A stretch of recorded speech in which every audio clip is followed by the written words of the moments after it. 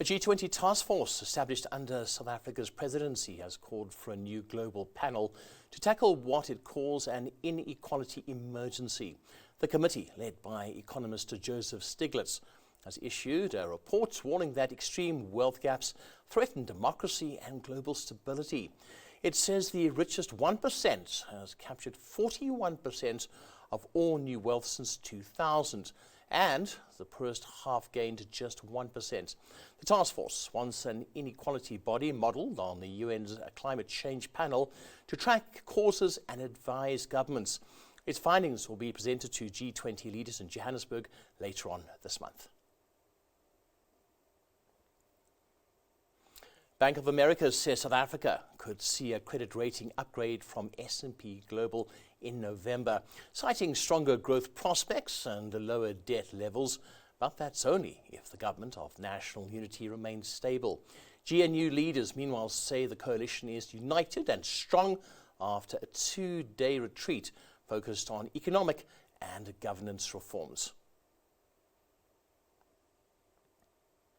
Treasury has confirmed it's investigating the potential impact of limiting or scrapping medical tax credits.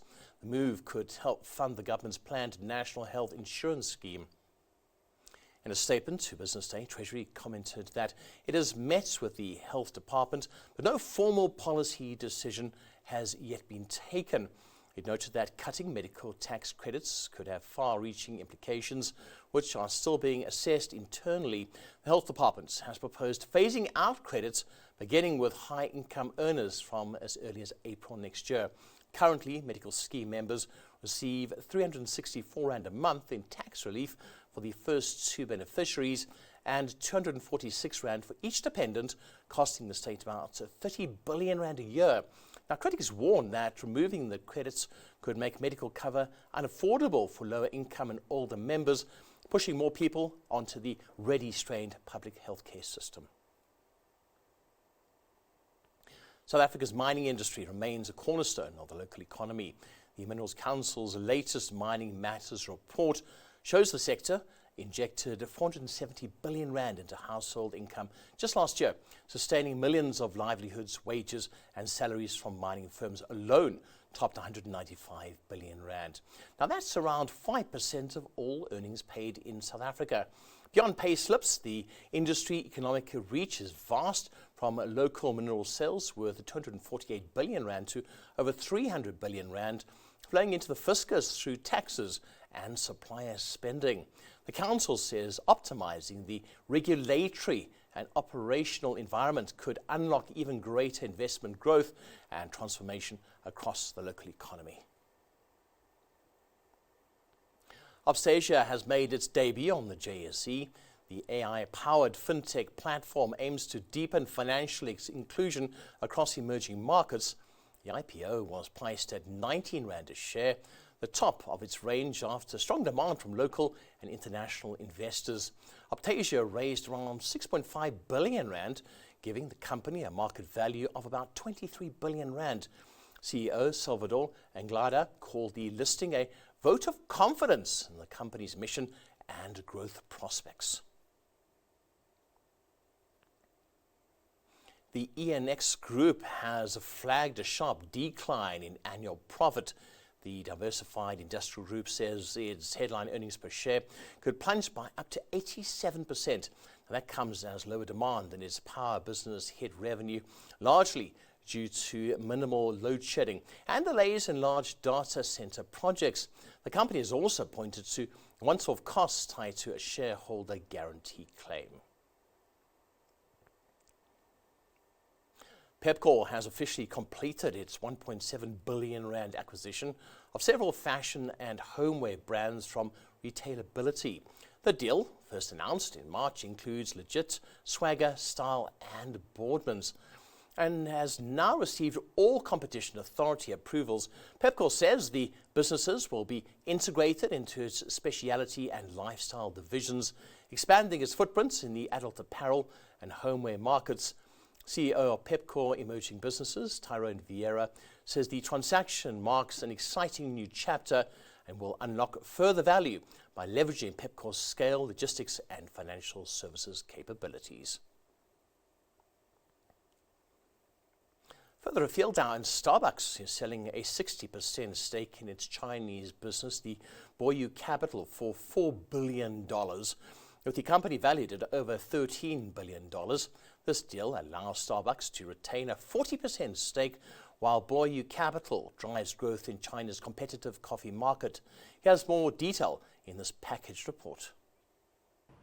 Starbucks will sell control of its China operations to investment firm Boyu Capital, one of the most valuable divestments for China unit by a global consumer brand in recent years. The $4 billion deal gives Boyu up to 60% of Starbucks' retail business in China, while Starbucks keeps 40% and continues to own and license its brand and intellectual property to the new entity, the company said. Starbucks said it expects proceeds from the sale, combined with its retained stake and licensing over the next decade, to top $13 billion. The company's shares rose about 3% in after-hours trading. The move comes as Starbucks loses ground to cheaper local rivals and faces a slowing economy that's making consumers more price-sensitive. Rival Luckin now operates more than 20,000 franchise stores, far ahead of the 7,800 stores operated by Starbucks, though its model focuses on takeaway and delivery. Starbucks' comparable store sales in China rose 2% in the quarter that ended on June 29, after flat growth the previous quarter. Starbucks also flagged that rising U.S.-China tensions pose risks, including tariffs, boycotts, and growing political sensitivities in China. Starbucks is not the first U.S. brand to divest or partially divest its operations in China. McDonald's, for example, sold a majority stake in its China and Hong Kong operations to investors, a tie-up widely seen as successful. And BP's third quarter underlying profit decline was less severe than expected, thanks to higher refining margins that helped counterbalance the impact of the lower crude prices. Here's more on this story. BP reported a smaller than expected fall in third quarter underlying profit Tuesday. The energy giant had to face a decline in oil prices during the period. Average Brent crude prices were down 13% from the same period last year, but higher refining margins partly offset the impact of this for BP. The company said it made an underlying replacement cost profit or adjusted net income of $2.21 billion. That was above analyst forecasts and marginally below last year's number. BP's European rivals Shell and Total Energy also posted third quarter profit falls last month as they were likewise dragged down by lower oil prices. BP kept the pace of its quarterly share buyback program of $750 million through the third quarter. Chief Executive Murray Auchincloss said he expects completed or announced asset sale agreements would reach around $5 billion this year.